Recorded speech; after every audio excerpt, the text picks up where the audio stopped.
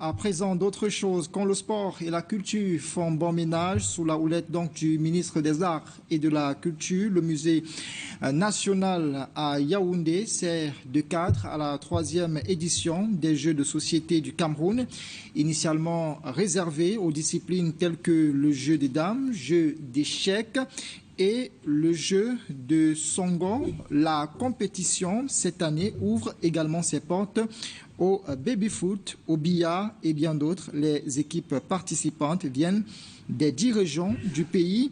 Eh bien, selon les organisateurs, cette compétition permet donc de favoriser un brassage culturel à travers le sport. On va donc écouter Martin Abanda. Tout d'abord, il est représentant du ministre des Arts et de la Culture. Il s'est exprimé au micro de notre reporter Aïk Cyril.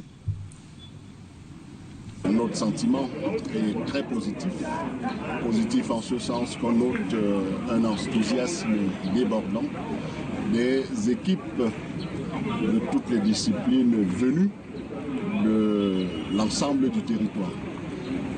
On va dire les 10 régions qui sont représentées ici et surtout l'entrée dans cette compétition d'un jeu patrimonial. Par cette compétition, nous avons un autre visage des populations du Cameroun, vieux et jeunes, qui se réunissent autour des jeux.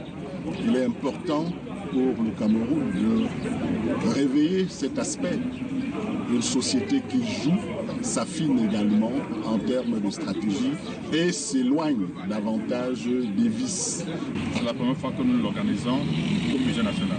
Et comme vous le savez, c'est un lieu emblématique. Le fait seulement de l'organiser au Musée national démontre déjà non seulement nos propres ambitions, mais aussi l'intérêt que l'administration centrale porte sur ces événements. La deuxième particularité, c'est la participation géographique du pays. Nous avons fait l'effort de couvrir géographiquement le pays et vous avez vu les équipes venant de Bamenda, les équipes venant de Berkoua et même des équipes venant de Maroua. Je pense que, connaissant la géographie du pays, Maroua semble être la ville la plus éloignée du centre. Donc si on a des équipes qui viennent de Maroua, ça veut dire justement qu'on a fait l'effort de couvrir géographiquement le territoire. Et ça, c'est une grande particularité. Et l'année prochaine, on devra aller encore un peu plus loin.